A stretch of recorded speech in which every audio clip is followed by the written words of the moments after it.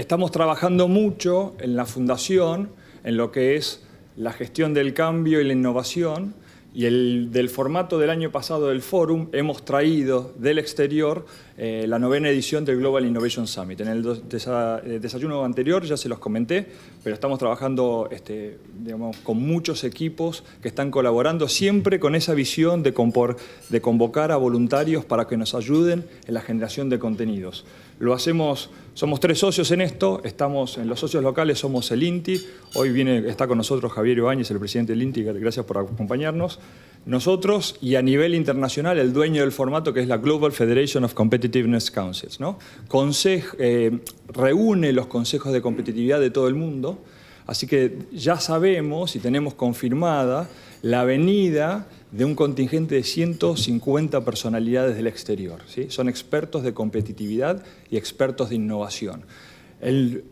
En el desayuno pasado les mostré un poco el perfil de los speakers, pero siguen confirmándonos. Hace poco justo lo estaba comentando con Javier y el equipo, nos acaba de confirmar que va a venir la número 1, la presidenta del equivalente del CEPIME, de Brasil, ¿no? Y ella nos va a acompañar en el lanzamiento que estamos preparando con el equipo del INTI el relanzamiento del capítulo PYME para el Premio Nacional de la Calidad. Así que estamos muy contentos con la convocatoria que estamos haciendo.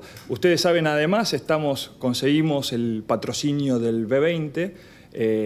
Con el auspicio del B20, en definitiva, lo que estamos haciendo es, además de todo, estamos alineando la agenda a cada una de las task forces que tiene el B20, ¿no? En eso muchos de los líderes, incluso de esta fundación, nos está ayudando para alinearnos alrededor de los desafíos que tiene el futuro y nos depara en medio ambiente, urbanismo, energía, educación. Tenemos líderes de las 3 puntas del triángulo de Sábato, academia, privados y gobierno, y todos nosotros estamos colaborando para generar ese contenido y tener una gran discusión el 18 y 19 de septiembre próximo, ¿sí? Y acá están las anteriores: medio ambiente, urbanismo, energía, educación, salud, alimentación, industria 4.0 y fintech y retail. En la forma que creo que estamos habituados nosotros de hacer estos contenidos de gestión y en los formatos con que ya nos presentamos el año pasado con el Fórum, esto no se trata de panelistas, sino se trata de entregables con impacto en la sociedad, del trabajo de estas task forces que lo van a hacer a lo largo de 2 días, en la mañana planteando los desafíos y a la tarde presentando cada uno de los verticales que antes les compartía. Además, a estos verticales por industria, por ejemplo, alimentación, los vamos a cruzar por horizontales de herramientas de gestión, bien alineadas con el mandato de la Fundación. Así es como estamos sacando el nuevo capítulo de PYME para el Premio Nacional de la Calidad. Vamos a sacar también un modelo de gestión de Customer Experience. Estamos haciendo un muy buen trabajo, una de las comunidades, en lo que es tratar de definir, hacer una encuesta y definir el estado actual de la gestión del conocimiento. Por supuesto, el gobierno corporativo va a tener su lugar, etc. No les podría hablarles toda la mañana, pero ahora pasamos a la presentación de José Sciaba Serrate. Algunos lo conocemos por Gordon Gekko, por su columna en ámbito financiero. Otros lo conocemos porque realmente, como les decía antes, su conocimiento del mercado, pero sobre todo, y este último año, es un viajero incansable, con presentaciones en todo el mundo, de la mano también del T20, el capítulo de finanzas, de la cual el cual él está liderando dentro del marco de esta gran movida que este año estamos teniendo de ser los anfitriones del G20. Así que, sin más, por favor, le damos un aplauso de bienvenida. Bueno, gracias por la presentación, gracias a ustedes por estar acá. Y vayamos al grano. Vamos a hablar de la economía argentina. Vamos a tocar tangencialmente los temas que mencionó Santiago de economía internacional o de mercados internacionales, pero nos vamos a concentrar en este tema. Vamos a analizar un poco la situación actual, qué desafíos presenta para alguien que está trabajando en excelencia, en competitividad. Esto es quizá algo muy bueno que suceda ahora, y vamos a ver las perspectivas hacia adelante. La verdad que cuando uno se entera con demora, que lo usual, sobre cómo estábamos a comienzo de año. Quizá la primera reflexión es qué bien que estábamos cuando pensábamos que estábamos relativamente mal. Y eso creo que permite hacer mención a un elemento muy importante. Tenemos una cierta disonancia entre la sensación térmica y la verdadera temperatura de la economía en todo momento. Y como veníamos acostumbrados a medir la temperatura deliberadamente mal, con un sesgo hacia arriba, y con una caja de resonancia de un aparato de propaganda estatal, aún las mismas tasas de crecimiento del pasado y actual se sienten, en términos de sensación térmica, como temperaturas mucho más frías. En el año 2009, que hubo también una sequía, la fiebre A o gripe A, si no me equivoco, y un shock internacional, la crisis de Lehman, el gobierno decía que la economía se había desacelerado y que habíamos crecido el 0,9%. Cuando se revisaron las estadísticas, ese 0,9% positivo terminó siendo un 6% negativo. Entonces venimos un poco con esa escuela. Las cosas no están bien, han empeorado, y cuando veamos los números de cómo están ahora, a lo mejor ahí tengamos un remesón, pero son los números de ahora.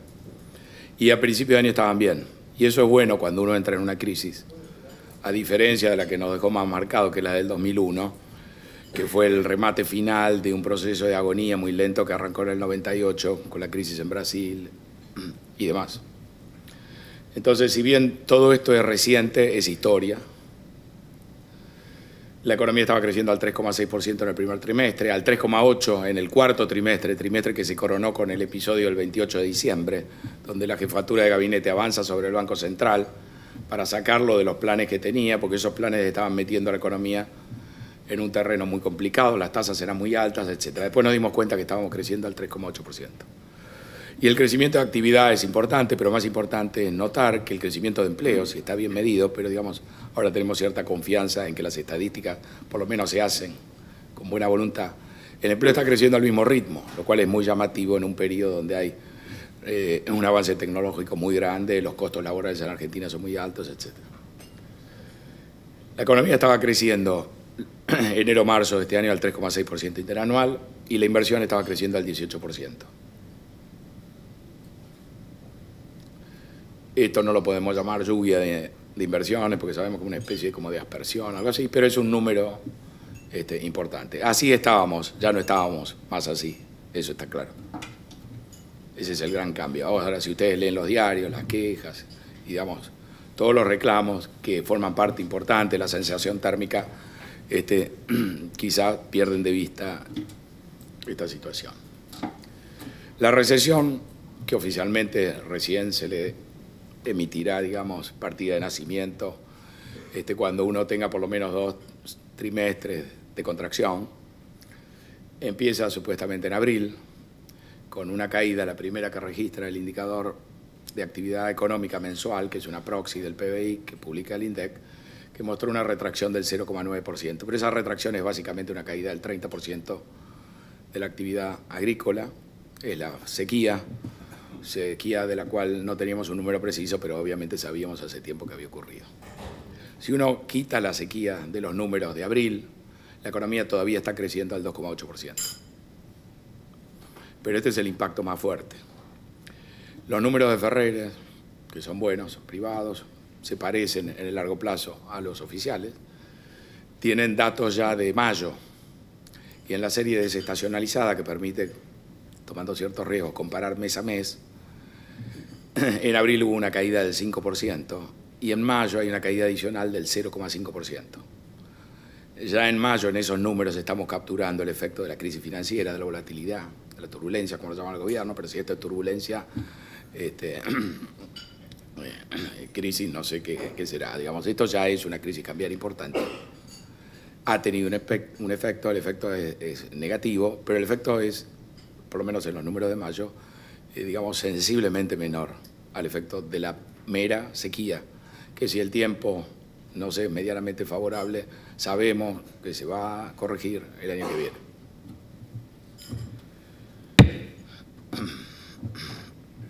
Y esto es el gráfico, una especie del electrocardiograma que nos está diciendo que estamos empezando probablemente una recesión. Inclusive, ustedes habrán escuchado al ministro de Producción, el nuevo, Sica, diciendo que esto es una desaceleración, no una recesión. La verdad que esto todavía está sujeto a medición. Conociendo la economía argentina, a ojo cerrado le diría, este es el comienzo de una recesión y nos va a llevar 2 o 3 trimestres y ojalá que en el segundo trimestre del año que viene lo hayamos enderezado y estemos creciendo. La línea que ustedes tienen que ver es la línea intermedia y la recesión es esa caída que ustedes, o el comienzo de la recesión es esa caída que ustedes ven ahí.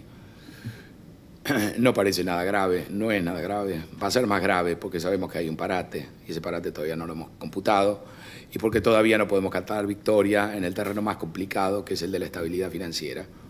Si bien hay algún respiro, sabemos que esto se puede volver a complicar, se puede manejar mal y digamos y que el efecto es no lineal y en la medida que uno va acomodando shocks, lo que puede tener es un efecto más potente más adelante. El tipo de crisis que tenemos es lo que Calvo llamaría sudden stop, un frenazo brusco. En realidad, como les decía antes, lo más fuerte ha sido la sequía. La sequía vino en mal momento, la sequía nos afecta no solo el PBI, sino la capacidad de generar dólares genuinos en un momento donde el mundo se empezó a mirar, se empezó a fijar, economía por economía, cómo andaban las cuentas externas de cada economía. Entonces acá a nosotros nos falta un pedazo que si hubiera ocurrido el año pasado no hubiera importado tanto porque la Argentina tenía gran facilidad para endeudarse. Este año nos provoca un hueco precisamente en el lugar donde la gente ha ido y ha fijado la atención. La característica del frenazo en seco es como la muerte súbita. Usted puede estar muy bien, sucede esto y usted ya no está. Yo siempre digo que una persona sana, atlética, que cumple todos los preceptos de la medicina, la religión, etcétera, si no puede respirar 4 o 5 minutos, fallece y pasa a ser el muerto más sano del cementerio. La verdad que la Argentina no era ni sano ni atlético, estaba endeudado hasta la manija y colocado, atado a un respirador artificial muy grande de financiamiento en su estrategia de tratar de ir corrigiendo desequilibrios en el tiempo y no de golpe. Y entonces acá que la Argentina se haya quedado sin respirador, no respire, que sucedan complicaciones, no debería sorprendernos. Pero esto tiene cierta analogía con el ejemplo, en el sentido que, de vuelta, si ustedes repasan los números concretos del primer trimestre, ven que en el primer trimestre, en fecha tan cercana como marzo, estábamos creciendo, estábamos creando empleo, estábamos reduciendo la pobreza y estábamos en el mercado laboral, que es el más sensible dada la combinación que tenemos de legislación laboral, dinámica laboral de corto plazo y el cambio tecnológico en el mundo y del cual nosotros venimos rezagados, pero estamos incorporando los bienes de capital con ese avance tecnológico, etc. En el mercado de trabajo, los datos del primer trimestre, según la encuesta permanente de hogares, señalan una mejoría en todos los frentes. Una reducción año contra año en el desempleo, pero lo que es más importante, un aumento de la tasa de actividad y un aumento del empleo. Todo esto, como les decía antes, es historia, ha sucedido este frenazo en seco, no tenemos financiamiento, hemos salido a buscar uno y en la transición todos somos conscientes, leyendo simplemente la tapa de los diarios, de qué profundo shock nos hemos comprado. La estrategia original del gobierno, es bueno hacer mención, porque ahora es como que esta crisis hace tachar todo y uno se olvida y digamos, de cómo eran las cosas cuando andaban bien, cómo van a ser ahora que andan mal, y entender que hay una divisoria importante. La verdad es que este gobierno tuvo objetivos electorales y metas de crecimiento. En lo formal, metas de inflación o metas fiscales. Pero en la realidad, el incumplimiento o no de esas metas era condicional, era optativo. Lo importante era crecer, porque, muy curioso, la idea del gobierno, ustedes saben que ya de La Baña para acá no se acostumbra a hacer planes económicos porque tiene mucho costo quedar atado a algún compromiso fijo que alguien pueda leer y después echárselo a uno en cara. Entonces no hay planes económicos, ahora en este gobierno tampoco hay un Ministerio de Economía, ¿no? Porque todo eso permite desligarse a uno de consecuencias y eventualmente ex post, si las cosas salen bien, uno escribe un paper diciendo cuál era el plan y ustedes, Giles, no lo vieron, pero eso se hace ex post. La idea era crecer 3%. y creciendo al 3% por año, esto se iba a corregir de una manera, los desequilibrios, básicamente fiscal, se iba a corregir de una manera no traumática y políticamente llevadera. Por supuesto que había que trabajar en el margen, facilitar ciertas cosas, pero la base del plan era el crecimiento. Normalmente un plan estándar, sobre todo cuando uno lo tiene que escribir en las condiciones en las cuales accedió al poder el gobierno, es un plan que se gasta toda la cesera en tratar de ver de qué manera podemos crecer al 3%. Acá el 3% había que lograrlo, el 3% estaba instalado y después lo que había que hacer era mantener ese 3%. Y cuando entraba alguna brisa, alguna ventolina que nos hiciera pensar que ese 3% estaba en peligro, se intervenía. Y esa es la explicación del 28 de diciembre. El día 27 de diciembre los números del EMAE dieron muy mal, mostraban una gran desaceleración. Después de la elección, Federico había subido 1 o 2 veces las tasas eran muy altas, se decidió intervenir manu militari para evitar que la economía entrara en lo que parecía una recesión. Después salieron los números que les dije antes y estábamos creciendo al 3,8 y al 3,8 el empleo, etc. O sea que el problema entre la sensación térmica que uno tiene en tiempo real y la verdadera temperatura es un problema grave, no es solamente de nosotros, lo que leemos los diarios, o somos víctimas de las operaciones de redes sociales, sino también del propio gobierno, que se supone que cuenta con mejor información. Entonces esta era la idea. La idea era crecer al 3%, si se podía crecer más, mejor. Teníamos la elección en el bolsillo, y ya les digo, el objetivo acá es ganar una elección, porque las reglas de juego de la competencia política están escritas de esa manera. Y además un gobierno no peronista, que no controla la calle, que no controla muchos de los factores que meten más ruido, tiene una debilidad que la experiencia argentina indica es muy importante. Se sabía de antemano, ese cuadrito que está ahí está escrito el 28 de diciembre o el 29. Si la economía se frena, la política entra en zona de peligro. O sea que estamos en zona de peligro y la mejor manera de ver es leer los diarios con cuidado y detectar la gran cantidad de argentinos que se sienten en condiciones de ser el próximo presidente. De no haber ninguno, de ser esa un área donde reinaba la calma chicha, ahora hay infinidad de candidatos. Quizás nos dimos cuenta con una infinidad de candidatos que desfilaban para ser ministro de Economía, revisen los diarios, dando ciertas recomendaciones unos meses atrás, y ahora podemos leer que el hijo de Lavagna le da lecciones a Tinelli de Economía, o ya tenemos una encuesta, uno diría todo por 2 pesos, o con el dólar a 30, todo por 30, por 2 dólares, una encuesta que nos dice que Lavagna, al clamor popular, etcétera, es el candidato número 1 en esas mediciones por delante de María Eugenia Vidal. Entonces, ¿qué ha sucedido? Nos hemos frenado en seco, en una situación donde la sensación térmica todo el año fue mala. Entonces este frenazo parece avalar la idea de que las cosas vienen mal y en realidad va a ser muy fácil instalar la cosa de que esto nunca levantó vuelo. Nos queda sin explicar la elección de octubre, pero digamos, no le pidan que consistencia. Esa sensación se va a instalar y a caballo de esa sensación la política empieza a jugar distintas cartas. La verdad que la estrategia de Macri fue muy buena, me parece a mí. Obviamente, mientras duró, tomaba riesgos y audacias, que son sellos característicos de la familia Macri. Si no hubiera pasado este siniestro, esto salía estupendamente bien. Quizás podemos hacer la misma comparación cuando todo el mundo le pedía en la elección que se aliara con Massa. Él lo rechazó, después ganó y pareció una genialidad, pero nunca tuvimos una buena medición, porque esas mediciones no hay, de cuán finito le pasó la pared. Y acá veníamos yendo a gran velocidad con una pared muy finito, o con una banquina muy finito, o yo diría mejor, con las 4 ruedas firmemente asentadas por Macri en el terreno político. Y la economía la llevaba en la banquina, muy bien, pero en la banquina. Mordimos la banquina y el proyecto, o la estrategia original, volcó.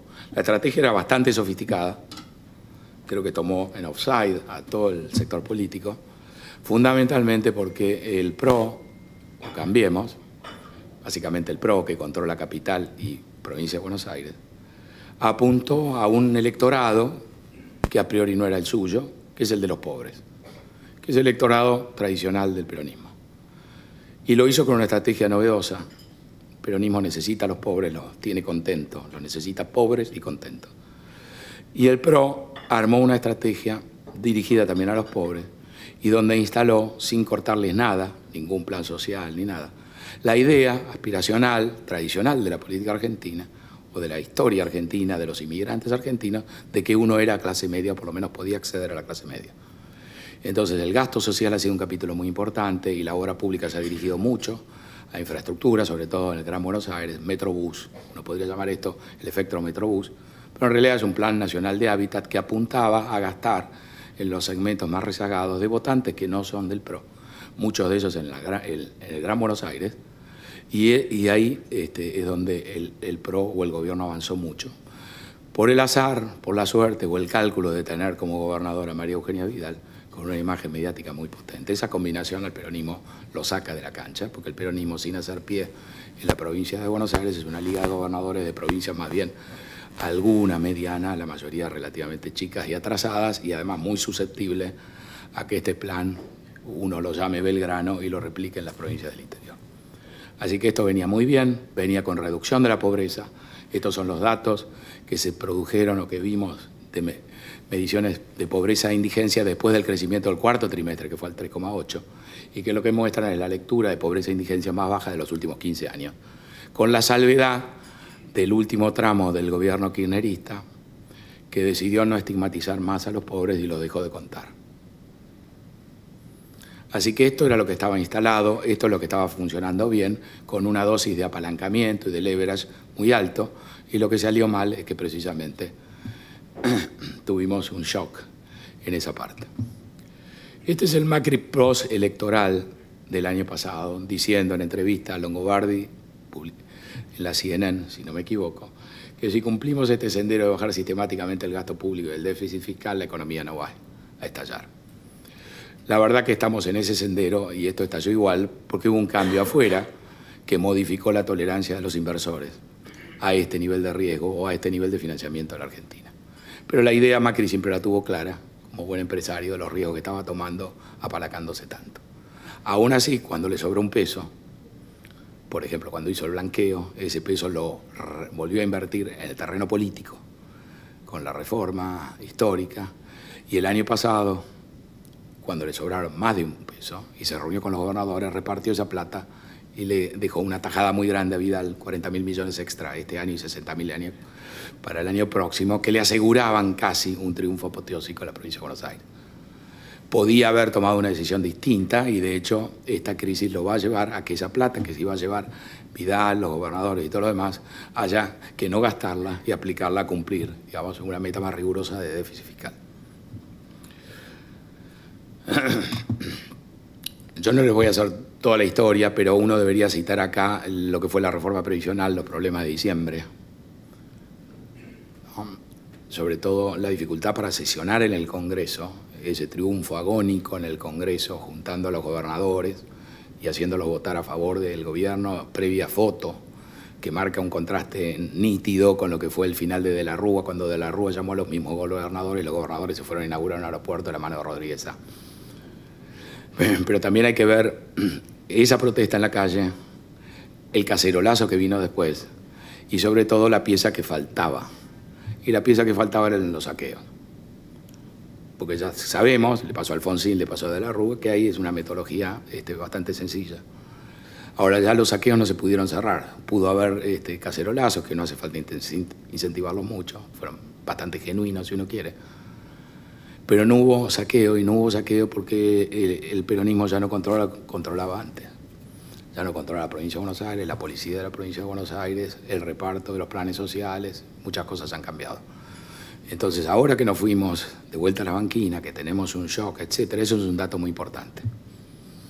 Porque la Argentina tenía un nivel de conflicto social extraordinario en el 2001, pero no lo tuvo en el 2002 con el peronismo en el gobierno, a pesar de que la destrucción del salario fue muy importante.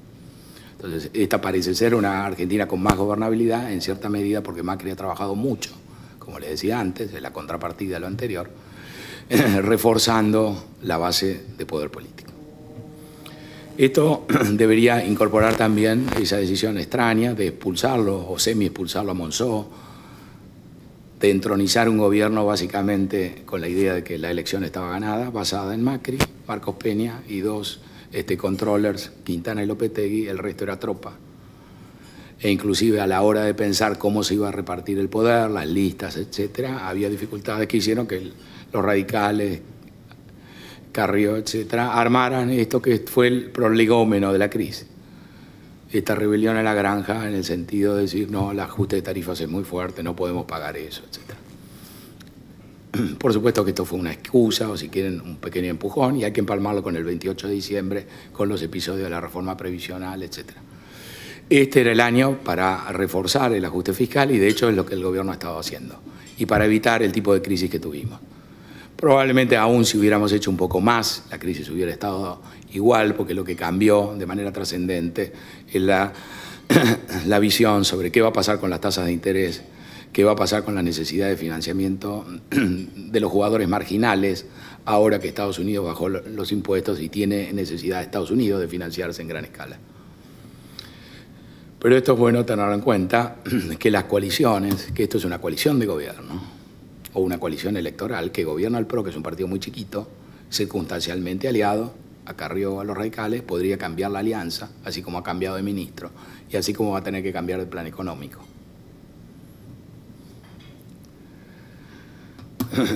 Así empezó la corrida a cambiar, si ustedes quieren. También acá uno podría poner un slide citando al Banco Central, que decía en marzo que el tipo de cambio en 2025 lo veía demasiado alto, por eso vendía tipo de cambio, que no, etcétera, etcétera.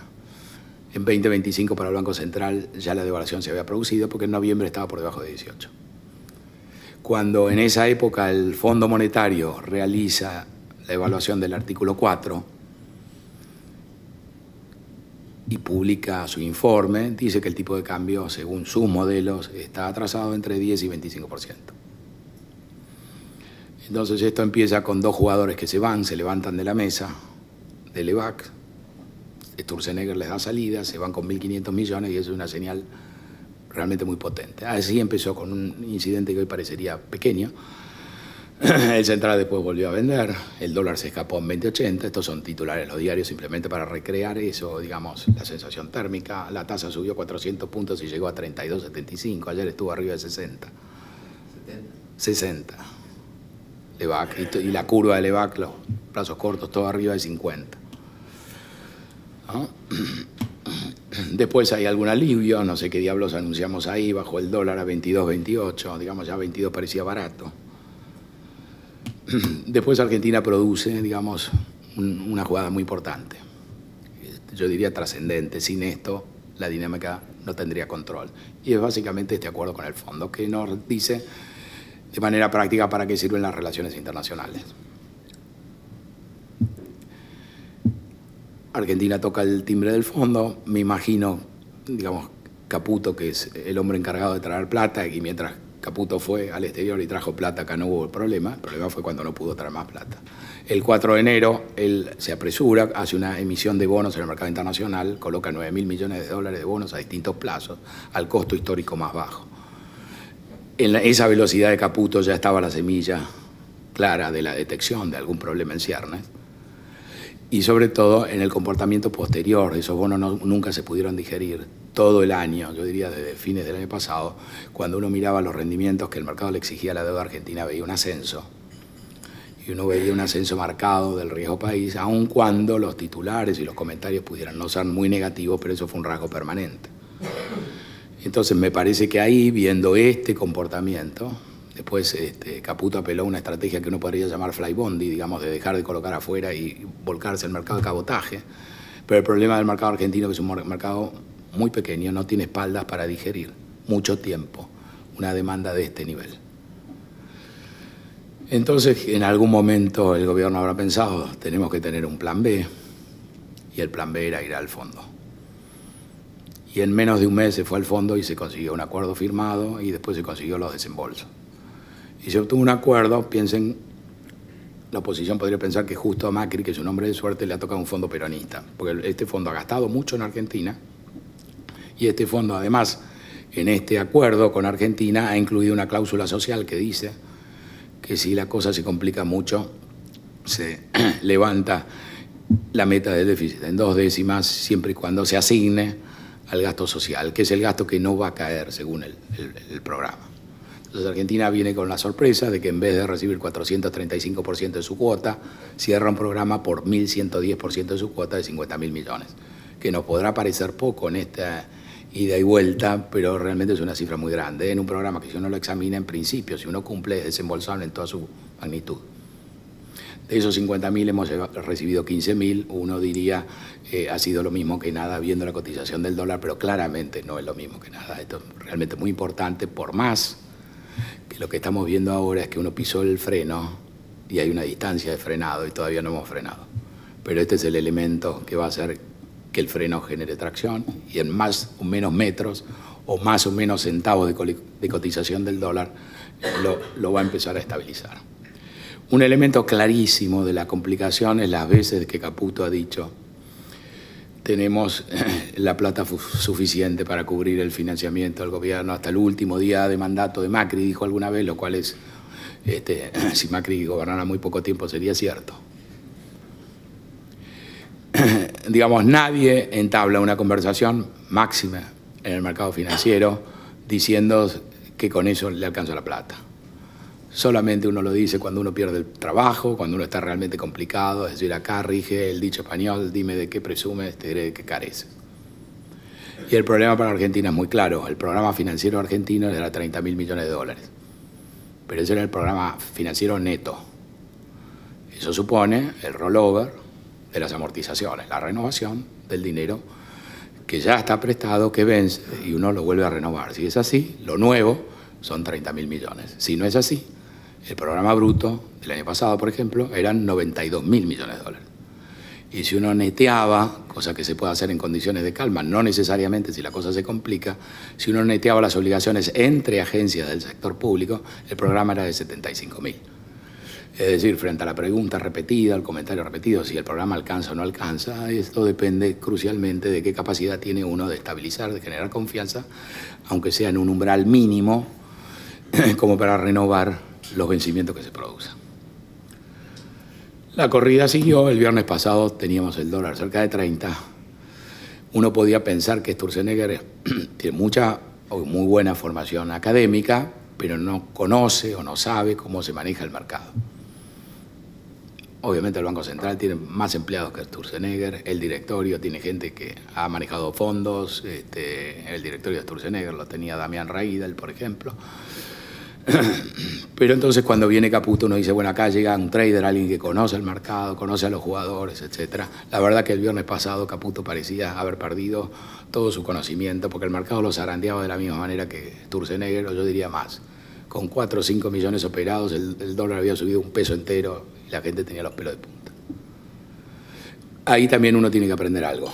Si uno sabe que hay alguien ducho, veterano y experto y lo ve subirse a ese caballo y zarandearse como el peor, hay que entender entonces que ese caballo no está domado, es complicado y hay que dejar de mirar tanto al jinete y empezar a mirar más la dimensión del problema. Entonces, este ha sido hoy, y da la sensación hoy de ser el final de este capítulo de la corrida, pero lo que uno menos puede hacer es pensar que uno sabe cuándo esto terminó. Uno lo sabe cuando terminó y transcurrió bastante tiempo y no se reavivó. Yo he hecho y le he dedicado mucho tiempo a la corrida porque yo diría que de la preocupación nuestra, el 80% de la preocupación se debe a la corrida.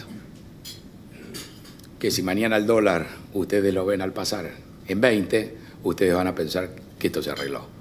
Y si mañana lo ven en 50, ustedes van a pensar que esto se desarregló. Y a lo mejor es el tipo que lo mandan en una pizarra a poner el número y se equivocó. Pero digamos, si hay algo que tiene credibilidad en la Argentina es el dólar. Aun cuando se equivoque, aun cuando no sea infalible, es la manera más corta de entender lo que está pasando, es preguntar la cotización del dólar 2 días seguidos, digamos, y si hay una variación, muy rápidamente uno entiende que algo complicado está pasando. Y esta corrida, les recuerdo, el dólar arrancó por debajo de 18 pesos y parecía imposible de levantar aún con una grúa a fines de noviembre. Estamos ahora en 27, 28, no sabemos bien dónde estamos. En el año ha subido más del 55%, desde noviembre ha subido 60, 70%. Pensemos que teníamos una meta de inflación de 15, etc., 4 veces la meta. Y esto ha dejado al programa en esa sensación de que nunca funcionó, nunca sirvió para nada, que siempre esto es lo mismo, etcétera, que es lo que nos va a invadir con más fuerza cuando veamos los números concretos. Con el bombardeo que uno ve repasando los medios, haciendo zapping por la televisión o hablando con la gente, dado que los argentinos tenemos este sesgo a la negatividad, que a la larga, digamos, es razonable, porque a la larga hace mucho tiempo que nos va mal. Macri le dice a los mercados el viernes, sí, vamos a bajar el déficit. ¿Qué es lo que tiene para mostrar la ejecución? La primera mitad del año. Tenemos los datos a mayo. Por supuesto, estos datos deberían ser auditados y no tenemos la capacidad de auditar. Pero si esos datos son veraces o si el nivel de mentira es constante, digamos, lo que ha habido acá es un ajuste realmente muy importante a cargo de Duhovne. Quizá la credencial que explica por qué Macri está revoleando tanta gente y está dándole calladamente más espacio de poder a Duhovne. Si uno mira estos datos, uno va a encontrar que los ingresos totales los primeros 5 meses del año con respecto al igual periodo del año pasado subieron el 24%, estos 2-3 puntos menos que la inflación acumulada en igual periodo. O sea que cayeron los ingresos, pero claramente cayeron mucho más los gastos primarios, 10 puntos por debajo de la evaluación de la inflación. Miremos los gastos primarios, están divididos en 3 categorías. Prestaciones sociales, crece 2 puntos más de la inflación. Ese es el gasto social que quiere defender el fondo. Y el gasto social que orada al peronismo, sobre todo en el conurbano y en las clases bajas. Y esta es la estrategia original de Macri, de apuntalar ahí, de morder ahí, porque ese es el electorado que él no tiene. Mientras castiga al electorado que él supone cautivo o que efectivamente es cautivo, que son las clases medias. El peronismo, que tiene a los pobres, los mantiene pobres, ya dije, pero contentos. Y repartió los subsidios entre las clases medias. Y no de la parte más pobre del país, sino del AMBA, que es la caja de resonancia, donde las cosas realmente si suceden tienen, o no suceden, no importa, pero esas son las que importan. ¿Qué pasa con otros gastos corrientes? Ustedes ven el número ahí, la caída es muy fuerte. ¿Qué pasa con la inversión pública? La caída nominal es impresionante. Entonces el resultado primario antes de intereses cayó en términos nominales 43% los 5 primeros meses. La inflación subió un 27% adicional. O sea, hay un ajuste de gasto primario infernal. Les hice la salvedad. No podemos auditar los números, sabemos que hay libramientos impagos, puede haber variado la cantidad, aumentado la cantidad de libramientos impagos. Esto ahora lo va a auditar el fondo, que tiene en su programa un capítulo para que esto no ocurra. Pero ahí hay un ajuste importante. Los primeros meses esto se compensaba completamente por el aumento de la factura de intereses, que ustedes entenderán, si la deuda es el 70% expresada en moneda extranjera, esta devaluación va a licuar poco el gasto, va a licuar el gasto primario, algo, no las jubilaciones que tienen una fórmula de ajuste. A las jubilaciones simplemente les va a licuar por la demora en ajustarlas, pero va a licuar los salarios. Lo que pasa es que esta es una Argentina distinta a la que conocimos 20, 30 años atrás. Esta es una Argentina hoy en su sector público que la Administración Nacional paga mucho más de jubilaciones que de salarios.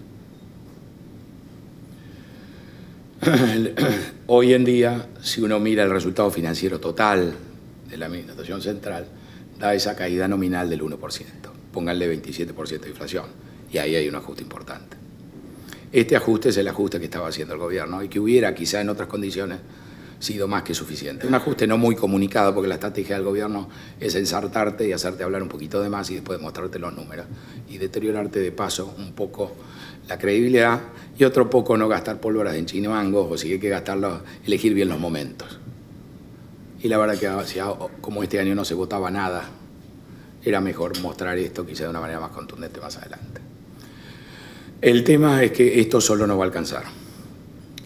Ahora, el acuerdo con el fondo es muy importante porque Argentina ha conseguido que la parte fiscal le respeten el programa que tenía. Ustedes ahí están viendo la parte social creciendo más, recortes en la inversión. El programa que se acordó con el fondo es el mismo, lo único que hace es acelerar los tiempos, pero no los acelera este año. El gobierno tenía un target de 3,2% de déficit de este año, lo había bajado a 2,7% y ese déficit que el gobierno se había bajado es el déficit que contempla el programa. O sea que el fondo ha tratado de acomodar el programa a este gobierno.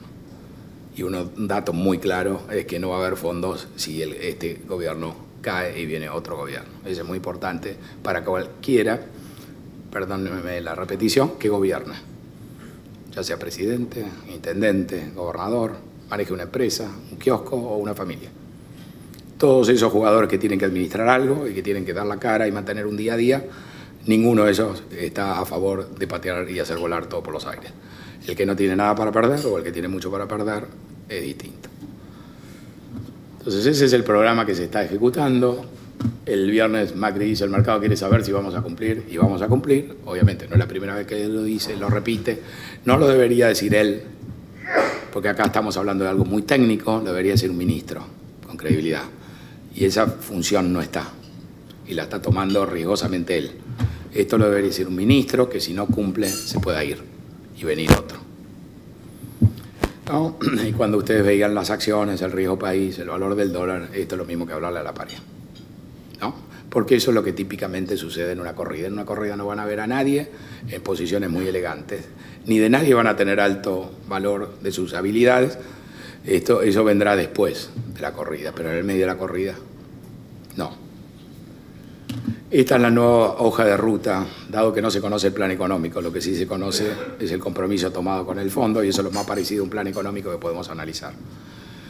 ¿En qué cambia con respecto al anterior? Que se propone estabilizar ya la relación de deuda-PBI. La deuda que ustedes tienen ahí es la deuda con el sector privado, con el mercado y con los organismos multilaterales.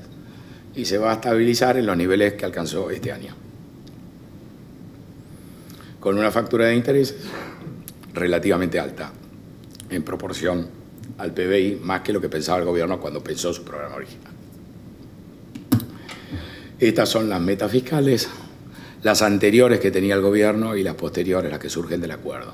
Las verdes son las anteriores, la de 3,2 es la que tenía a principio de año, la había rebajado a 2,7, que es la que contempla el acuerdo. O sea que el gobierno ya estaba, y Duhovne ya tenía una idea cuando la bajó a 2,7, que llegaba a 2,7. Era el margen que se había guardado en el bolsillo. De hecho, la meta del año pasado era 4,2 y se cumplió a 3,8. Como por el 28 de diciembre, por ese episodio, se desdibujaron, se tiraron por la ventana la reputación que habían generado las metas de inflación, no se pudo usar de la misma manera o a modo de compensación el sobrecumplimiento de las metas fiscales. El año que viene un ajuste importante, de un punto, en un año electoral. Esto claramente es lo que no estaba en el programa del gobierno. Y probablemente haya que cumplirlo, porque vamos a tener ahora revisiones trimestrales del fondo, con la volatilidad que ello supone, con los rumores de que el fondo está disconforme, no está disconforme, Argentina cumplió, no cumplió, tal cláusula no se cumple y puede frenar el desembolso, etc. Entonces, acá hay un esfuerzo muy importante. El fondo está dando tiempo para que uno acomode los tantos, pero el año que viene va a haber que hacer cosas distintas a las que uno imaginaba. Y en un contexto que antes era de crecimiento al 3 y que ahora va a ser contractivo. Y después está previsto, pero digamos, hablar del 2020 en la Argentina es como hablar del sexo de los hombres. Estas son las metas fiscales, ya no con el déficit primario, sino con los resultados totales, y ahí es donde uno se da cuenta que los números son importantes. Les hago una nota al pie: si uno mira los números de Perú, Chile, por ejemplo, o los países vecinos, que son países muy sofisticados y con una estructura económica muy distinta a la nuestra, claramente uno primero ve tasas de inflación muy bajas, 2% Perú, Chile, 4, 5, a lo sumo 6% en Paraguay, Uruguay, Bolivia. No ve cifras como las que tenemos nosotros, y la principal razón a simple vista es que los desequilibrios que tenemos nosotros, con los cuales nos hemos acostumbrado, esta gente no los tiene. Entonces sí o sí acá iba a haber que ajustar, y quizá el lado bueno es que ahora, puestos entre la espada y la pared, vamos a tener que hacerlo. El ajuste viene sí o sí, o lo hacemos bien o lo hace de una manera muy desordenada, como ya hemos visto la corrida del dólar y sucesivos problemas que vamos a tener más adelante. ¿Cuál es el esfuerzo fiscal que requiere cumplir esto? Bueno, este año el esfuerzo fiscal es de 1 punto del producto, 1,1. Hay una reducción de gasto primario y hay una merma de recursos, aun cuando buena parte del año vamos a tener un crecimiento, digamos, por el estadístico de arrastre, por lo fuerte que empezamos el año. Pero el año que viene, y esto está prácticamente, digamos, como vienen las cosas, uno no sabe muy bien, porque acá ha habido un shock que ha cambiado mucho los precios relativos, y entonces a lo mejor aparece algo que estaba bien calzado y ahora se nos descalza, pero en principio la preocupación del gobierno es más por el año que viene. El año que viene va a haber que reducir el gasto un punto más en plena campaña, y ahí ustedes ven que se espera una contribución de un aumento en la presión tributaria de 0,4%. Entonces, cuando la gente pregunta o lee que se demoraría o se prorrogaría la reducción de impuestos prevista en la reforma tributaria, es obvio que ahí eso está medianamente contestado. O inventamos algún impuesto de algún lado, no se sabe dónde, el turismo no va a dar tampoco para tanto, pues se va a caer la base imponible. Pero ahí hay un medio mensaje de que efectivamente, si los números no dan, los recortes previstos en la reforma tributaria se patearán para más adelante. El programa contempla a lo largo de 3 años, 18, 19, 20, una reducción en el gasto de casi 4 puntos del producto, 3.7 o 3.8 en el esfuerzo fiscal, ¿no? A priori uno diría, a ojos cerrados, esto no lo vamos a cumplir, y yo creo que es lo más probable que no lo vayamos a cumplir, pero va a haber que no cumplirlo con cierta elegancia o con cierta manera, por lo menos para llegar a la elección. ¿Qué significa este programa y esa reducción en 3 años? Una reducción del gasto primario del 13%, una reducción del gasto primario si uno saca las jubilaciones del 30%, concentrado donde 80% reducción del gasto de capital, fuerte reducción de las transferencias corrientes a provincias. Le decía, todo ese dinero que se repartió entre Vidal y los gobernadores, en vez de gastarse, supuestamente va a terminar ahí. Una fuerte reducción en subsidios, cosa que es complicada, hemos visto, está en debate, aunque daría la impresión de que se ha saldado ese debate de una manera razonable. Y un aumento de las jubilaciones y otro gasto social, de vuelta al énfasis. Y acá es fácil notar que el gobierno venía haciendo esto, y esto está en línea con el fondo, y por eso hay mucha compatibilidad entre el programa del gobierno y lo que el fondo exige. Lo que cambia son, obviamente, los tiempos, ¿no? Esto es importante que se cumpla upfront, va a ser fácil cumplirlo en lo que resta del año, y quizá hay una expectativa de que el aumento de la actividad del año próximo ayude, digamos, a cumplir un poco esto. Hay que tener presente un elemento, porque acá pareciera que ser todo el resultado depender de la voluntad. Y la verdad que tenemos un sistema impositivo que tiene una cierta elasticidad renta y que por ende, digamos, cuando la economía crece genera aumentos de recaudación por encima, y cuando la economía se contrae, no, se escabulle recaudación de una manera más profunda. Y eso es lo que ustedes están viendo, y lo que ustedes ven ahí es, por ejemplo, el IVA, sin tocar la alícuota, obviamente, del IVA en todo ese periodo. El IVA creciendo varios puntos más que lo que crecía el producto. Eso facilitaba, digamos, el ajuste fiscal que estábamos viendo. En la contracción, tarde o temprano, vamos a empezar a ver que esa brecha favorable va a empezar a jugar en contra. Y eso ya no depende del gobierno o de la voluntad del gobierno, simplemente el sistema tal cual está diseñado.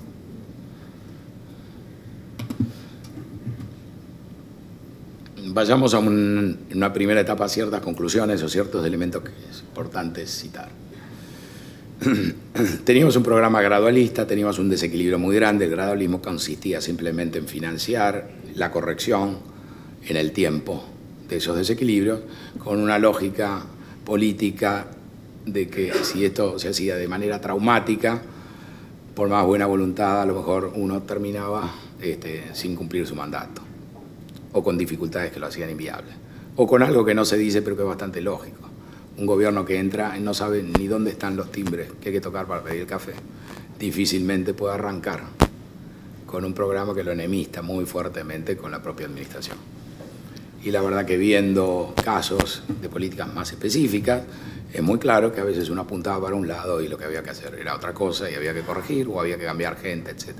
Así que aunque el gobierno se lo hubiera propuesto inicialmente, yo creo que era lógico pensar, sobre todo en temas de tarifas y todo lo demás, que no había otra alternativa que hacer esto secuencialmente. Se suele citar a Maquiavelo en El Príncipe y la recomendación del Príncipe de hacer todo el mal de golpe y el bien administrarlo de a poco, pero no se olviden que ese libro estaba dedicado al Príncipe y el Príncipe tenía un cierto poder. si uno no es ningún príncipe o es un príncipe temporario, así como Macri gana un poder, una parte del poder real de la Argentina, pero no todo, uno está como si le encomendaran pelearse con Mike Tyson. Después de leer el Maquiavelo, uno llega con la conclusión de que lo que tiene que hacer es meterle una piña a Mike Tyson. Pero si uno, aparte de los libros, tiene algo de calle, se da cuenta que ese es el peor consejo que puede hacer, porque Mike Tyson ni se va a enterar y te va a poner una piña, te va a sentar de culo y vas a quedar leyendo Maquiavelo por el resto de tu día. Entonces hay que ir a un libro anterior a Maquiavelo, al Arte de la Guerra de Sun Tzu. Y el Arte de la Guerra lo que dice es que hay que engañar al enemigo, que hay que confundirlo, que no hay que mostrarle los propósitos, si lo querés agredir tenés que ser amistoso, etc. Y eso es lo que hizo el gobierno. Y cuando el peronismo se quiso acordar, este tipo que no sabía hablar, que no sabía nada de política, que era de madera, que era el adversario que habían elegido, le había ganado la provincia de Buenos Aires, le ganó la elección del 2017. Y venía camino a abrocharlo enteramente y a dejarlo sin su quinta o su bastión, que es la provincia de Buenos Aires. Por supuesto, para eso corrió riesgos y esos riesgos se materializaron y tuvimos este siniestro y acá estamos peleando. Pero una de las cosas llamativas, que nos sorprenden muchas cosas y damos por natural, otras que están sucediendo, es que la gobernabilidad no esté puesta en tela de juicio en estas condiciones. De la Rúa no pudo tomarse ese lujo y cuando el peronismo supo que el país era suyo, tampoco le dieron a Alfonsín los 6 meses que le restaban para terminar el gobierno. Entonces, acá hay un cambio, el cambio vino del exterior, el cambio es un cambio de shock. Ya estamos en el shock, no pudimos elegir el gradualismo, pero ahora hay una fuerza exógena que nos puso en el shock. La verdad que si estamos en el shock, deberíamos aprovechar el shock, sobre todo la conmoción, el susto que produce el shock, a nuestro favor. Lo que estamos viendo cuando miramos las magnitudes del salto del tipo de cambio, la caída de los bonos, de los precios de los bonos, la caída de las acciones, es un fenómeno muy particular. Es un fenómeno de cambio de portafolios brusco en un mercado muy angosto y el efecto puerta 12 que hace que si uno quiere pasar, algo tiene que ceder y lo que tiene para ceder, no habiendo un mercado grande en la Argentina, son los precios. Entonces, el mismo shock en un mercado muy líquido se puede procesar, el mismo cambio de portafolio. Si la gente quiere vender las acciones en Wall Street, a lo mejor sin cambio de precios. Si uno quiere vender Carlos Casado, sin ánimo de ofender a nadie, o algún papel del panel general y realmente lo quiere vender, porque uno es un manager y de New York le están diciendo, yo no te publico el cierre de trimestre con las acciones de Carlos Casado acá. Entonces, de última, regalalas, sacalas de acá. Entonces, si alguien quiere liquidar eso, porque tiene que liquidarlo, lo que tiene que aceptar es una caída de precios muy fuerte. Un jugador local lo pensaría 2 veces, porque a lo mejor en esa decisión se le va la vida. Un jugador internacional que tiene una ficha grande para acá, eso es una decisión que no cuenta. Entonces, no nos dejemos confundir tampoco por la magnitud de la caída, sin minimizarla. Esto no es una turbulencia, esto es una crisis que te puede llevar puesto. La gente está cambiando su mal humor, ha perdido muchísima plata.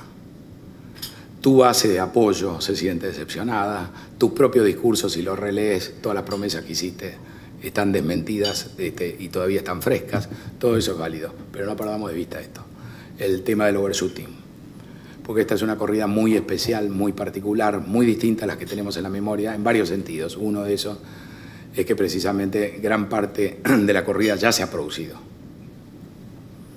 Cuando se fue de Machinea, no sé si se acuerdan del famoso 6 de febrero, ya no me acuerdo de qué año, pero digamos, el año que se fue Alfonsín, en el Banco Central había menos 100 millones de dólares de reservas. Menos 100. Menos 100. Se debía. Acá tenemos, contablemente, teníamos 50.000 millones, o 60.000 cuando esto arrancó, 49.000 hoy. El acuerdo con el fondo, que es puntilloso y nos cuenta las costillas, nos dice que tenemos 23.000 millones de reservas netas. Saca el swap, saca un swap chiquito que hicimos con Basilea para maquillar las cifras, pero digamos, tenemos reservas. Tenemos una cifra muy grande de reservas. Es difícil en la historia argentina encontrar corridas con esta cantidad de reservas. Y además tenemos un acuerdo con el fondo. Y tenemos el desembolso de 15.000 millones con el fondo. Entonces tenemos reservas. Cuando miramos el tipo de cambio en una corrida tradicional, el drama era que sabíamos que teníamos el tipo de cambio normalmente fijo y había que corregirlo. Y peleábamos todo lo que podíamos pelear la corrida era pérdida de reservas y mantener el tipo de cambio fijo. Veíamos ampliar el spread entre el paralelo o el blue y el tipo de cambio fijo, y finalmente cuando estábamos derrotados lo que faltaba era el salto espectacular del tipo de cambio oficial. Acá ese salto ya está. La bolsa vale la mitad de lo que valía a principio de año medido en dólares. Hay que retroceder varios años para atrás para encontrar algo similar, y vamos a ver que los bonos están cotizando como si fuéramos vecinos, no de Paraguay, Bolivia y todo eso que tienen, o Brasil, que era el país que nosotros buscábamos superar, sino en el nivel del Líbano, de Ucrania, etcétera, de países con complicaciones mucho más grandes y con ratings crediticios mucho más bajos. Entonces, buena parte del impacto está. Esto es un examen de estrés, como lo que hace la Reserva Federal. Hizo uno la semana pasada sobre los bancos, se aprobaron todos los bancos, salvo Deutsche Bank. Lo siento, Patricio, vos te fuiste y esto no mejora. Salvo Deutsche Bank y salvo 2 o 3 bancos que tienen que corregir temas menores y no pueden ampliar las distribuciones. Bueno, este es un examen de estrés, es la realidad. Y esto es lo que está sucediendo. Todavía no lo hemos superado y hay que cerrarlo. Porque si esto no se cierra, si uno no estabiliza las barreras financieras, no va a poder estabilizar, no va a poder saber, no le va a poder poner un piso al shock real y menos va a poder empezar una recuperación. ¿Cómo estabilizamos una situación que tiene esta particularidad como todo lo financiero? Tiene equilibrios múltiples. Esto puede cerrar en distintas posiciones que son de equilibrio, que es lo que siempre sucede cuando uno está endeudado. Si te siguen prestando, la solución es benigna, y si la gente se asusta y no te quiere prestar, vos con tus mismos activos, tu misma actividad, la misma persona, te encontrás que el equilibrio es un equilibrio nefasto, ¿no? Entonces, el arte de manejar esto es el arte de coordinar expectativas que se volvieron adversas, volverlas positivas. Por eso uno anuncia un acuerdo con el fondo, y en cierta medida esto tiene un paralelo con el tequila. El tequila se detuvo cuando uno cerró el acuerdo con el fondo. Y acá es probable que el acuerdo con el fondo sea lo que detenga la corrida, por más que en tiempo real veamos que la distancia de frenado se sigue extendiendo. El acuerdo con el fondo nos regenera un gradualismo asistido, digamos. Teníamos un gradualismo financiado por el mercado que era muy cómodo porque el mercado nos permitía, tenía una gran tolerancia. El mercado es así, administra una disciplina complicada, porque es muy permisivo y de repente te manda una factura y ya no puedes negociar más con él. El fondo cada 3 meses te va a ir mirando la costilla. Negociaste ahora, lo que firmaste lo vas a tener que cumplir, y si vas a querer desviarte, ¿qué es lo que va a pasar? Porque la realidad suele pasar eso. No se olviden, con todo lo que cambió el fondo, que hace unos 3 lunes el primer ministro de Jordania tuvo que renunciar por protestas en la calle, por aumentos de impuestos dictados por el programa con el fondo. Piensa en lo que fue Grecia, si bien podemos decir no somos Grecia, hoy querríamos ser Grecia porque Grecia cotiza mucho mejor que nosotros, también ahí la cosa se complicó, aunque no era menester solamente del Banco Central, del Fondo, sino del Banco Central Europeo, digamos, había una troika. Entonces, ¿tiene chances el gradualismo? ¿Ha asistido mucha gente? ¿Le ha bajado el pulgar? Yo creo que sí, pero obviamente eso requiere mucha más disciplina que la que pedía el mercado. Acá hay que recalcular todo, y todo significa todo. Este es un gobierno pragmático, no ideológico, puede cambiar todo lo que prometió, inclusive las alianzas, las coaliciones, etc. Un tema es cómo va a responder la política económica, cosa que es muy complicada al no haber un responsable único de la política económica. Pasa a ser el presidente, que del todo no entiende, y va a ser muy difícil tomar decisiones cuando le ha perdido la fe a su equipo original. Entonces, ¿a quién le presta atención cuando hay que dirimir el impacto que tiene una medida energética sobre el presupuesto, o lo que pide el ministro Sica para alentar la producción y lo que sugiere, digamos, la crisis? Uno quiere que no caiga tanto la economía, y obviamente la economía no debe caer, pero sí debe caer el gasto para corregir el déficit fiscal o el déficit de cuenta corriente, y eso no está claro. Que hay que cambiar la estrategia, no hay duda, porque si uno quiere mantener los mismos fines y llegar al mismo puerto, hay que cambiar. No se puede llegar de la misma manera. Esta es una excelente ocasión para barajar y dar de nuevo y echarle la culpa a la circunstancia, al fondo, etc. Esto iba a suceder probablemente después del 2019, ha sucedido antes, era mejor después de la elección porque se va a llegar mejor, los números iban a ser más manejables, etc. Hubiera sido peor el año pasado y hubiera sido peor el año próximo. Ahora te da tiempo para reaccionar. Este año no se vota nada. En este tiempos de Twitter y redes sociales la gente no tiene memoria. Se muere una periodista por una gastroenteritis o no sé qué, le hacen ahí, estaba una semana en los diarios y después desapareció, necesitamos otro tema. Así que digamos cualquier maldad que haya que hacer, y no es nada personal, se puede hacer y aún conseguir el voto de esa misma persona si uno le da un dulce 6 meses antes de la elección, y eso es el año que viene. Hay un nuevo menú acá de ganadores y perdedores, y como comentaba con quien me acompañó en el ascensor cuando subíamos, lo que resta, un vaquero muy experimentado, lo que resta es pasar la factura y ver a cada uno qué es lo que le toca. Y el arte va a ser cómo hacer esto y ajustar y no sucumbir obviamente en el intento, ¿no? La política ha resucitado porque ya tenía dueño, ya tenía carril y todo, y ahora digamos este juego empieza de nuevo. Hay una señal de ajuste muy potente, hay que cambiar la hoja de ruta y hay que ver cómo se para cada uno. Digamos, en marzo Macri lo estaba tirando por la ventana a Monzón, después lo estuvo llamando, estaba descartando a Frigerio, ahora lo necesita, no había ningún superministro, no había nadie que coordinara, ahora hace falta. Estas cosas van cambiando. Quizá una lección acá importante es entender lo difícil que es gobernar este país cuando uno no tiene poder, pero también lo muy difícil que es cuando uno tiene casi todo el poder. Le pasó a Cristina con el 54% y algo de eso le pasó a Macri en marzo, abril, cuando pensó que lo podía manejar con Marcos Peña, Quintanilla y Lopetegui. Y la razón es que si uno no tiene demarcada de alguna manera la ruta en este escenario de baja visibilidad, uno a veces dobla demasiado rápido o no toma la precaución de cuando a uno le están marcando los límites. Así que si eso es bueno, de eso vamos a tener. La dificultad que tiene la Argentina en estas circunstancias es que hay que cooperar y hay que competir. Que los mismos que deben cooperar están compitiendo. ¿Cómo manejamos eso? Y esto reactualiza el dilema del alacrán. El alacrán está viendo que tiene hoy una oportunidad, si bien estamos cruzando a mitad del río. Pero si él piensa que le va a dar un espacio para pegar un salto a la costa, él va a seguir a su instinto. Y si no, a lo mejor lo puede el instinto y después se lamentará y se ahogarán los dos juntos. En Estados Unidos, la Reserva Federal, a quien le pagan un sueldo para evitar la inflación, tiene que reaccionar. Entonces sabíamos que íbamos a subir la tasa. Pero la Fed, además con una nueva conducción que tiene que evitar perder credibilidad, lo que dice, me parece que en vez de subir 3 veces, como te había dicho, voy a tener que subir 4 o más. Y ahí es donde Argentina se empieza a arruinar a los pocos días, a pesar de que 10 días después de esto, Caputo, como les dije, consigue colocar $9.000 millones de bonos. ¿Qué es lo mejor que le puede pasar a Argentina? Caputo dijo: la crisis cambiaria es lo mejor que nos pudo haber pasado. ¿Qué es lo que uno dice cuando uno piensa que la cosa ya pasó? El problema es que la crisis nos está pasando. Esto es como escribir, digamos. Lo mejor es haber escrito una nota, lo peor es estar escribiéndola. Después que uno terminó y todo lo demás, uno escribió el libro, lo lee, es una maravilla, etc. Lo peor es la hoja en blanco. O lo peor es cuando uno está por la mitad y no le sale y hay que corregir y dar para atrás. Lo mejor es atajarlo, como hicieron con Maradona en el Mundial. Acá lo que hay que hacer es atajar el dólar, porque vamos rumbo a un overshooting. Esto ni siquiera es necesario.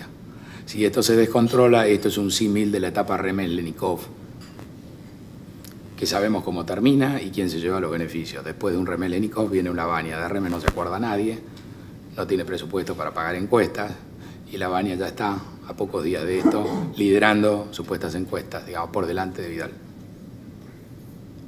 Entonces acá se está haciendo el trabajo sucio que Macri, que el peronismo racional, entre comillas, le pedía y que Macri no quería hacer porque era trabajar para ellos.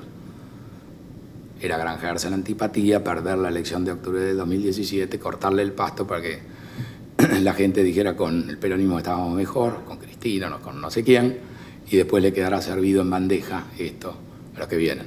El típico error desde la Revolución Libertadora para acá, de todos los gobiernos que sucedieron a un gobierno populista. Entonces, con mucha sensatez, sobre todo política, Macri había tratado de evitar esto. Ahora ya no puede tomar la decisión. Ahora ya está puesto en esa situación. Entonces, ahora lo que tiene que hacer es atajar el dólar. De la misma manera que el dólar, cuando se disparó del 1 a 1, en 3 estaba exagerado, en 4 estaba exagerado, pero digamos, costó frenarlo y eso se llevó puesto a mucha gente, inclusive a los que hicieron los cimientos de la estabilidad que vino después. Y ese adelanto cambiario desmesurado permitió después desacumular y generar atraso cambiario relativo durante mucho tiempo, a costa, digamos, de esa pérdida.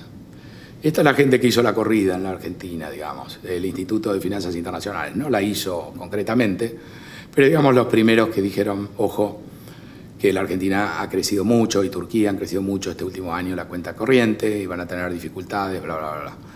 El tipo de cambio está muy sobrevaluado, etc. Esa misma gente hoy dice que el tipo de cambio ha corregido la sobrevaluación.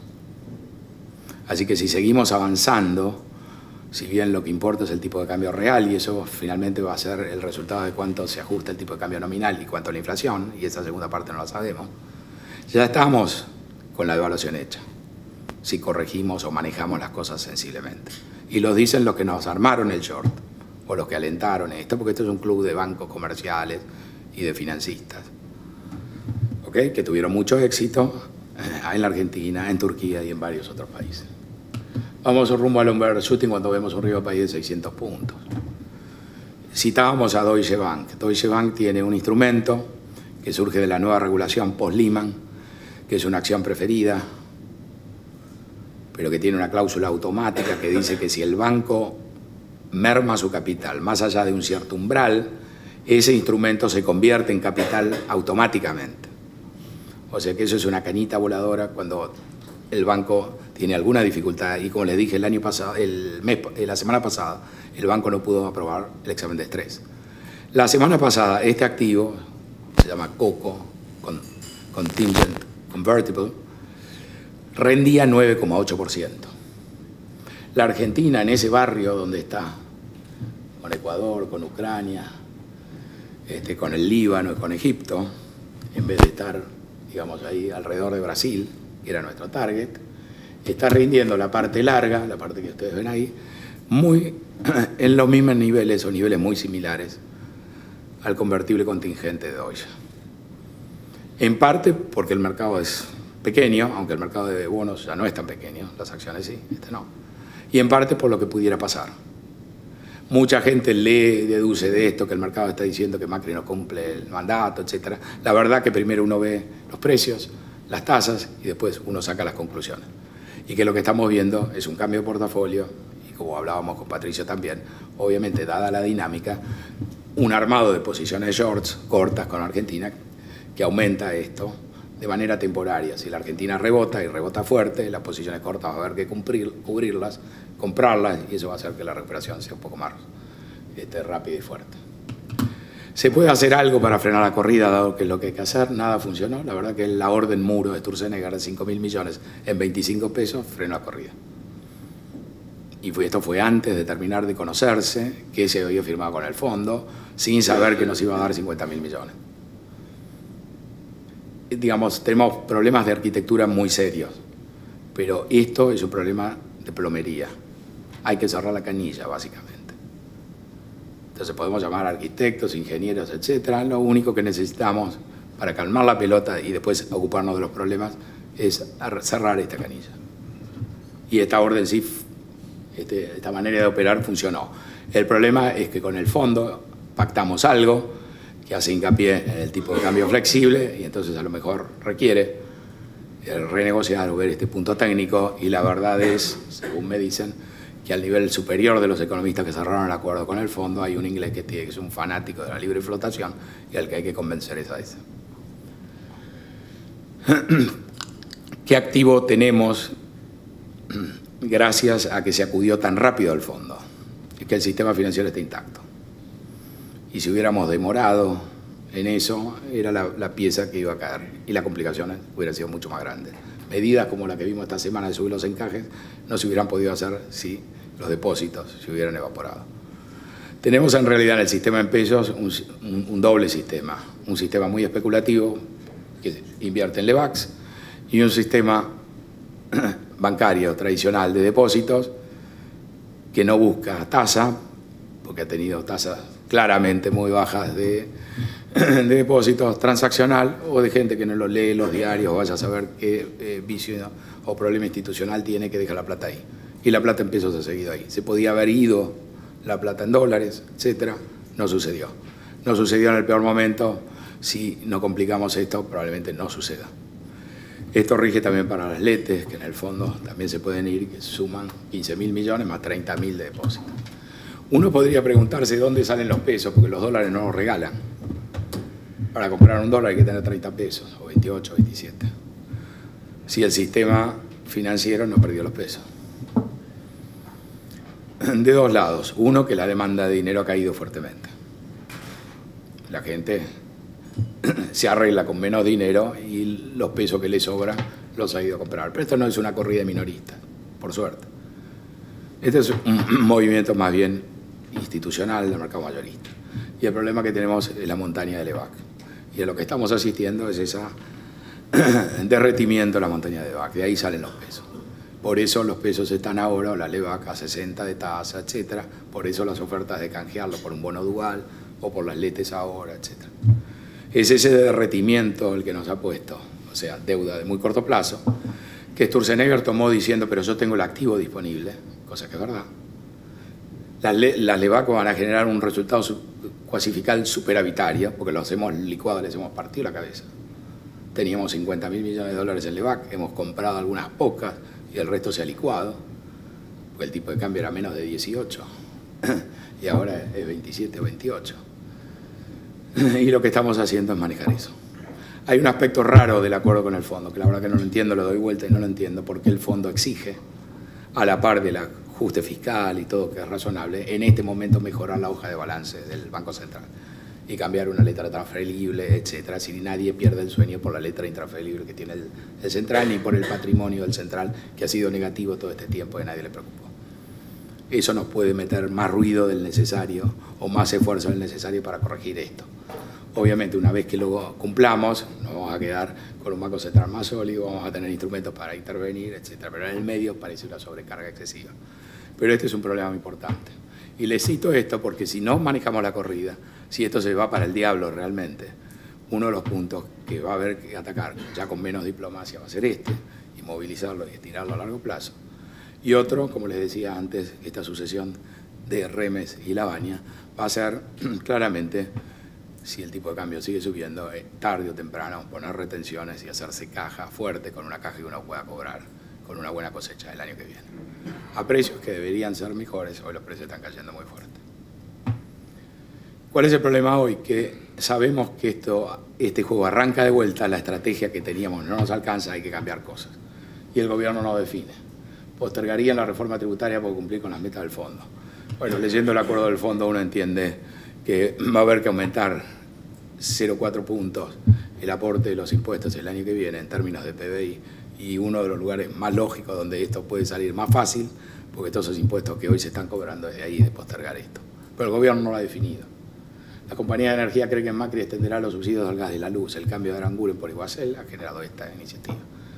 Yo creo, con los datos que uno tiene hasta ahora, es una creencia, una hipótesis, más que algo que uno pueda confirmar o refutar, que el gobierno ha transmitido este mensaje y a la par ha permitido que los combustibles aumenten más de lo que se había acordado con Aranguren.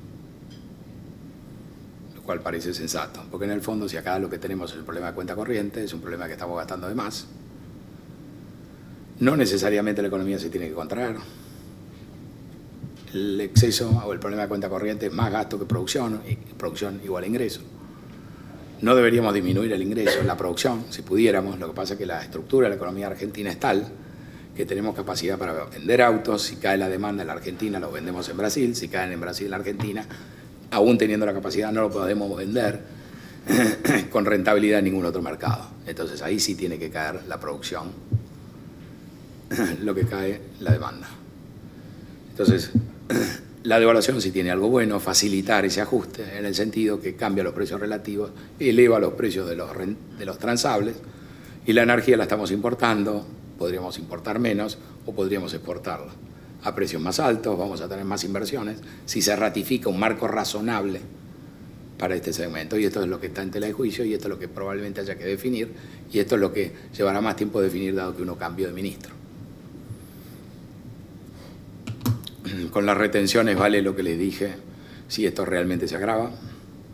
En principio el gobierno piensa que lo puede arreglar. Siempre el gobierno trata de arreglar con 90 centavos lo que demandaría un peso. Se ahorra los 10 centavos y le sale bien, y si no después tiene que gastar $1.50 o $2. Se necesita el acuerdo de la oposición. Bueno, el fondo no le presta al gobierno, el fondo le presta al país. Cuando estaba de la Rúa, le prestaba de la Rúa, hablaba con Duhalde, con la oposición, y con el ok de la oposición le daba la plata de la Rúa. Cuando le prestaba a Alfonsín, hablaba con la oposición, hablaba con Cavallo, por ejemplo. Cuando la oposición estaba en contra, le dejaba de prestar. Por eso la hazaña de los radicales con Cavallo en su momento, de la cual a lo mejor ya nos olvidamos. Y la decisión de no prestarle más a De la Rúa en realidad tampoco la tomó la oposición acá, sino que se tomó en Estados Unidos, porque fuimos los últimos en caer en una sucesión muy larga de países que necesitaron asistencia. Lo bueno de acá, que somos los primeros en meternos en la cueva del fondo, hemos arreglado todo y tenemos operativo el sistema. Entonces, puede haber una base racional para arreglar esto. Y yo tomo esta declaración de Pichetto, que no sé por qué no ha tenido repercusión. Pichetto dijo cuando se supo que íbamos al acuerdo con el fondo, se preguntó, ¿es sostenible que el país pague 10 u 11 millones de asignaciones universales por hijo? Dijo, un país rico como Finlandia lo tuvo que analizar y llegó a la conclusión que había que recortarlo. Entonces la paradoja de esta situación es que el fondo nos pide más UH y nos está dispuesto a flexibilizar en el gasto social. Y el peronismo lo que nos está diciendo, esto le salió del corazón, después no tuvo continuidad, es corten el gasto a los pobres. Retrotraigan la suba de tarifas, porque la clase media en la capital no puede pagar la luz.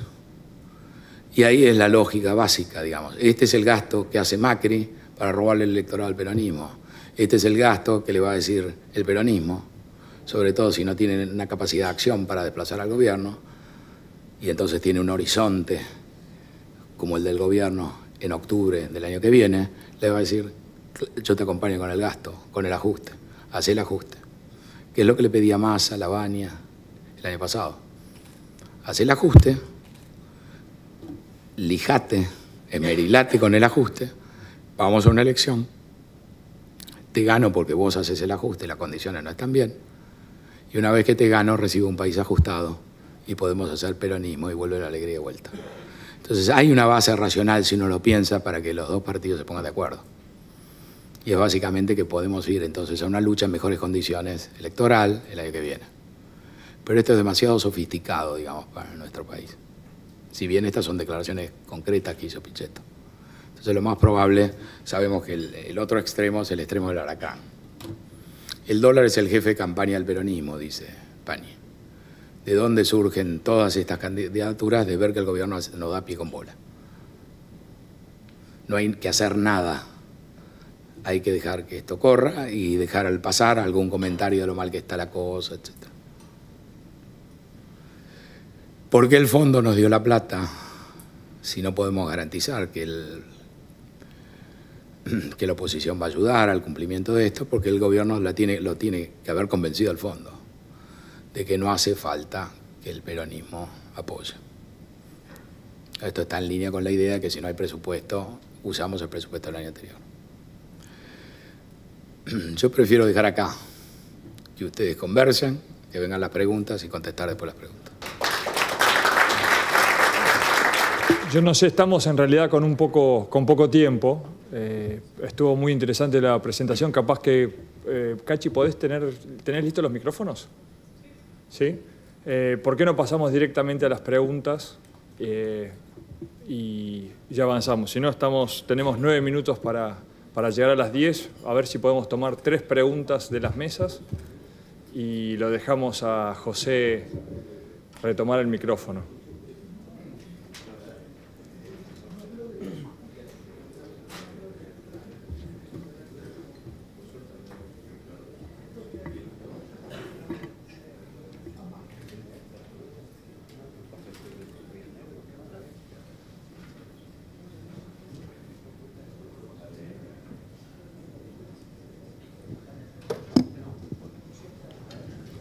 Bueno, Cacho, buen día.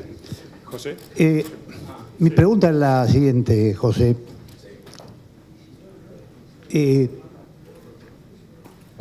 No me surge de la presentación cuál sería un plan o acciones, un conjunto de acciones, por uno de lo que parece ser los problemas más irresolubles, que es la cuenta el déficit de la cuenta externa, que no sé, creo que dijiste 30.000 millones de dólares por año, o algo por el estilo. No, esa es las necesidades de financiamiento del sector público. Claro, bueno, pero digo, la parte de cuentas externas, olvidémonos de lo que más es. que eso. Claro, no veo cuál es el plan para eso, sí, que evidentemente de no hacer nada nos sigue subiendo el endeudamiento año por año. Entonces no me queda claro cuál, y no me queda claro la relación que hay entre tanto énfasis en reducir el déficit fiscal, lo cual está bien, cuál es la conexión de eso con lo otro. Si buenísimo, bárbaro. ¿Contesto eso? Bueno. Supongamos que usted tiene una economía, sector público, y el sector privado está equilibrado, el sector público gasta más que los impuestos que recauda. ¿Eso es factible sostenerlo o no? Sí, si se lo financia el resto del mundo. El déficit de cuenta corriente sería entonces igual al exceso de gasto o al desequilibrio fiscal. En esa situación, reduciendo el déficit fiscal, usted reduce el déficit de cuenta corriente. Si usted pone un nuevo jugador, que es el sector privado, lo podría financiar también el sector privado nacional dentro del país. Si lo financiara enteramente el sector privado nacional, usted tendría déficit fiscal de 5 puntos, superávit del sector privado financiero de otros 5 puntos y no tendría déficit del sector externo. ¿Okay? Ahí tiene 3 alternativas. ¿Cómo se conjuga esto? Datos del año pasado. El déficit ha aumentado en esta primera parte del año, en parte por la sequía, cosa que es déficit sin duda, pero que sabemos que va a tener un correctivo. Entonces, el año pasado nosotros teníamos más o menos 6 puntos de déficit del sector público, 4,8 de déficit de cuenta corriente, 1,2 de superávit del sector privado, ¿no? Entonces teníamos un déficit de cuenta corriente menor que el déficit fiscal, en parte porque lo cubría el sector privado. Si vemos qué cambió el año pasado, que fue el año en que se amplió fuertemente el déficit, es que el sector privado tenía un ahorro neto mucho más grande. En la medida que empezó a invertir, empezó a gastar, dejó de ahorrar, y eso en el margen lo aportó el resto del mundo. Lo pudimos hacer el año pasado sin problemas porque llegamos a diciembre sin ningún problema en los mercados de financiamiento, donde cuando esto es una incomodidad se deja trascender. Primero, antes de llegar a una crisis, a través de tasas de interés más altas, riesgo país más alto o la imposibilidad directa de ir y acudir a ese mercado. ¿Okay? Entonces yo no entré en ese tema porque aún sin entrar en ese tema no me alcanzaba el tiempo. Segundo, porque tampoco soy el gobierno, ni me estoy postulando, ni quiero hacer un plan. Pero, digamos, por eso me sirve su pregunta. Claramente, de lo que hemos dicho acá, el déficit de cuenta corriente va a caer en la medida que usted ajuste el sector público, ¿no? En la medida que se reduzca gasto privado, que a lo mejor usted quisiera hacer como inversión. El gasto de turismo es gasto del sector privado mayoritariamente, pero es un componente que se compensa por otros ahorros que tiene el sector privado. Y no todo el turismo se financia con cuenta corriente, se puede financiar con ahorros que uno tiene, etc. Hay distintas combinaciones, ¿no? Entonces, cuando uno mira el programa con el fondo, y uno tiene que pensar que el fondo está para facilitar el ajuste de las balanzas de pagos. Para eso se creó en un Bretton Woods el fondo, para facilitar el ajuste de una manera que no iba a ser muy fácil en el momento que se decidió, y esta fue la discusión entre Keynes y White, entre White, el representante americano, y Keynes, el representante británico, de cómo se armaba el nuevo sistema monetario y de cómo se atendían estas situaciones donde un país acumula déficit y superávit. El problema que tiene el diseño del sistema monetario internacional es que pone todo el énfasis de la corrección en los países que tienen déficit y ninguno en los que tienen superávit, y como usted sabe, uno es la contrapartida del otro. Entonces, en un mundo que siempre ha tenido esa dificultad, corregir esto tiene una cierta dificultad. El fondo está armado para brindar financiamiento de manera tal que usted pueda corregir esto en el tiempo. Cuando uno toma esto en cuenta, lee el acuerdo, se da cuenta que descansa el acuerdo en una corrección del déficit fiscal como principal vía para reducir el déficit de cuenta corriente. ¿Dónde entra el tipo de cambio? En principio, el tipo de cambio no entra de manera directa. Esto es un exceso de gasto Digamos, si usted tiene ingresos por 100 y gasta 105, va a tener un déficit. Y si usted gasta 95, se quedó con un superávit. Sea competitivo o no sea competitivo y todo lo demás. El rol que juega el tipo de cambio es también el de lubricar un ajuste más fácil, porque el tipo de cambio dicta las relaciones de precios entre los bienes que son susceptibles de ser comerciados y los que no lo son, ¿no? Entonces, con una corrección muy fuerte, si usted deja que la nafta valga lo que vale el precio internacional, se va a consumir menos nafta, se va a importar menos nafta, se va a exportar nafta.